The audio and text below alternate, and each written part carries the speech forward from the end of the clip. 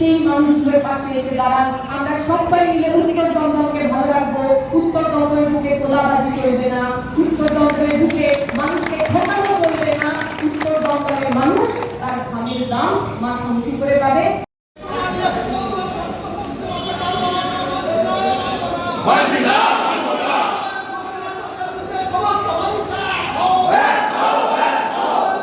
নমস্কার, 7 hour news নেটওয়ার্কে আপনাদের স্বাগত। নির্বাচন মিটেছে, রাজ্যে এসেছে নতুন সরকার। তবে বঙ্গের মসনদে পালাবদলের বেশ কিছুদিন কাটলেও উত্তর দমদম পৌরসভার অস্থায়ী দৈনিক মজুরি ভিত্তিক এবং চুক্তি ভিত্তিক কর্মীদের ভাগ্যের শিকে ছেড়েনি। তাই সেই কর্মীদের একাধিক দাবি নিয়ে সরব হতে রাস্তাকেই রাস্তা হিসেবে বেছে নিয়েছেন গার্গী চট্টোপাধ্যায় এবং দীপশিতা ধরেরা। দৈনিক মজুরি ভিত্তিক কর্মীদের রোজগারের বেতন 200 টাকা বৃদ্ধি, অস্থায়ী কর্মচারীদের বেতন মাসের 5 তারিখের মধ্যে মিটিয়ে দেওয়া, চুক্তিভিত্তিক কর্মীদের মাসিক 3000 টাকা বেতন বৃদ্ধি সহ একাধিক দাবিতে এদিন উত্তর দমদম পৌরসভার সামনে বিক্ষোভ সমাবেশ ও মিছিল কর্মসূচি পালন করলেন সিআইটিইউ অধীনস্থ অল বেঙ্গল মিউনিসিপ্যাল ফেডারেশনের অন্তর্গত নর্থ দমদম মিউনিসিপ্যাল এমপ্লয়িজ ইউনিয়নের সদস্যরা। আর তাদের সঙ্গ দিতে হাজির সিটু নেত্রী গার্গী চট্টোপাধ্যায়, অল বেঙ্গল মিউনিসিপ্যাল ফেডারেশনের রাজ্য কমিটির সদস্য সঞ্জীব দে, সিআইটিইউ নেতা শিবশঙ্কর ঘোষ, বাম নেত্রী দীপশিতা ধর, পৌরসভার ইউনিয়ন সম্পাদক নিতাই দে সহ অন্যান্য নেতৃত্ব। আর অবশ্যই নিজেদের হকের দাবিতে সরব হতে পথে নেমেছিলেন বহু অস্থায়ী কর্মী থেকে চুক্তিভিত্তিক কর্মী সকলেই। আর এই অস্থায়ী এবং চুক্তিভিত্তিক কর্মীদের স্থায়ীকরণ করা হোক, বঙ্গের নতুন সরকারের কাছে এই দাবি জানালেন গার্গী।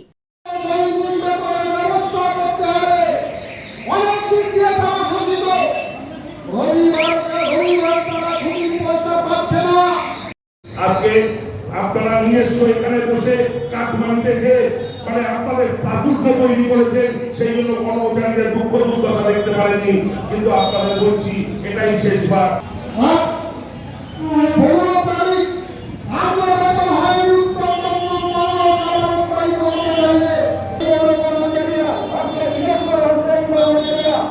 প্রথমে পৌরসভার গেটের সামনে বিক্ষোভ কর্মসূচি পালন করার পর পৌর প্রধানের কাছে এদিনের দাবি দেওয়া সম্বলিত স্মারকলিপি জমা দিতে যান আন্দোলনকারীদের প্রতিনিধিরা। তবে সেই সময় পৌর প্রধান অনুপস্থিত থাকায় পৌরসভার executive officer doctor Tapan Kumar মুখোপাধ্যায়ের হাতেই ডেপুটেশন তুলে দেন তারা।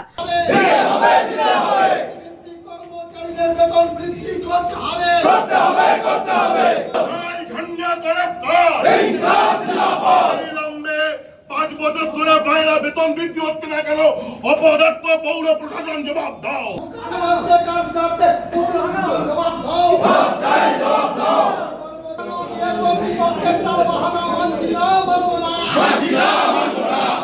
আগামী 21 তারিখের পৌর বোর্ডের মিটিংয়ে পৌর কর্মীদের দাবির প্রসঙ্গ তোলা হবে, এমনটাই আশ্বাস দিয়েছেন এক্সিকিউটিভ অফিসার।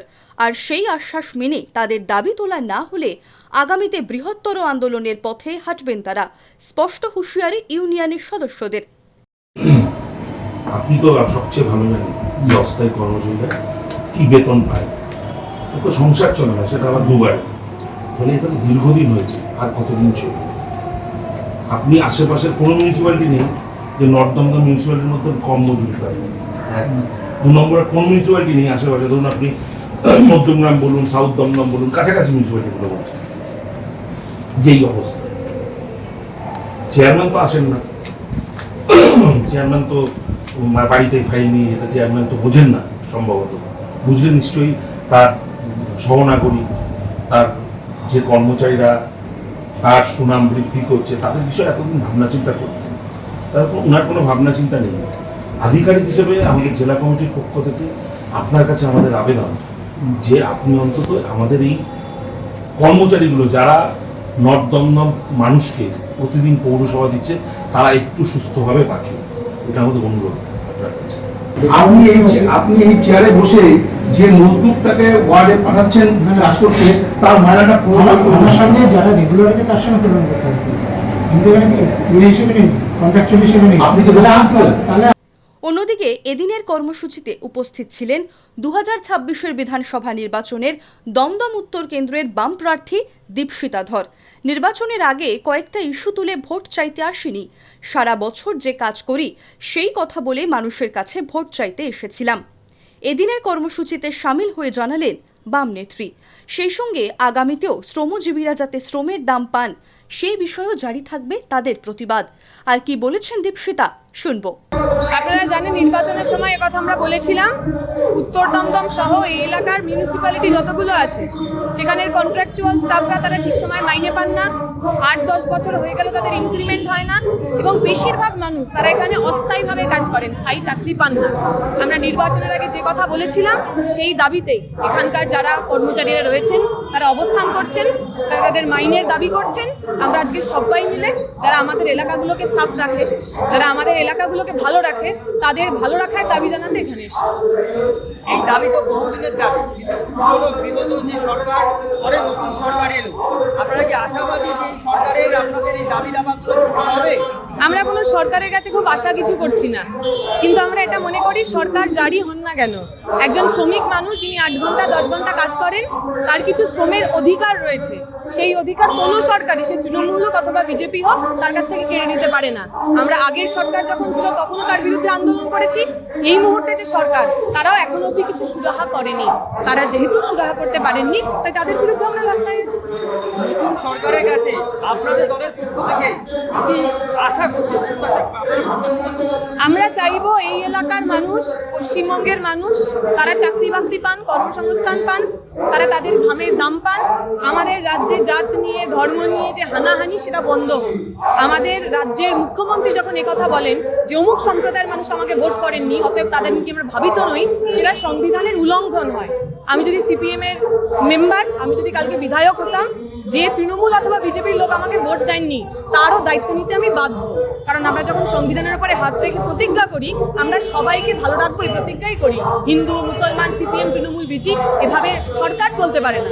কোনো সংবিধান সেই অধিকার আমাদের দেয়নি। ফলে আমরা চাইবো এই দেশের এই মুহূর্তে যারা রাজ্যের পরিচালনায় রয়েছেন তারা সংবিধান পড়ুন, সংবিধানে বিশ্বাস রাখুন এবং সাংবিধানিকভাবে রাজ্যকে পরিচালনা করার চেষ্টা করুন। আগামী দিনে আপনাদের মানে চলার পথটা কি হবে? আপনাদের এই যেটা পথ দেখছেন রাস্তায় আমাদের রাস্তা হবে। আমরা খালি নির্বাচনের আগে 3-4টে ইস্যু তুলিনি, খালি নির্বাচনের আগে 4-5টা কথা বলে ভোট চাইতে আসিনি। আমরা সারা বছর যে কাজ করি সেই কাজের কথা বলেই ভোট চাইতে মানুষের কাছে এসেছিলাম। মানুষ দেখুন কাদের সঙ্গে থাকবেন, যারা তাদের দুঃখ সুখে তাদের জীবনের যন্ত্রণীর রাস্তায় থাকে তাদের সঙ্গে না অন্য কারোর সঙ্গে। রাজ্যে পালা বদলে কি উত্তর দমদম পৌরসভার পৌরকর্মীদের পালে হাওয়া বইবে? উত্তর লুকিয়ে সময়ের গর্ভে। শ্যামল পালের রিপোর্ট, 7 আওয়ার নিউজ নেটওয়ার্ক। আরও বিভিন্ন খবরের আপডেট জানতে হলে 7 আওয়ার নিউজ চ্যানেলটিকে সাবস্ক্রাইব করতে ভুলবেন না, কারণ আপনাদের একটা সাবস্ক্রিপশন আমাদের জন্য অত্যন্ত মূল্যবান। এবং সেই সঙ্গে আমাদের হোয়াটসঅ্যাপ চ্যানেলটিকে ফলো করতে এবং আমাদের ওয়েবসাইটটিকে ভিজিট করতে একেবারে ভুলবেন না কিন্তু। জয় হিন্দ।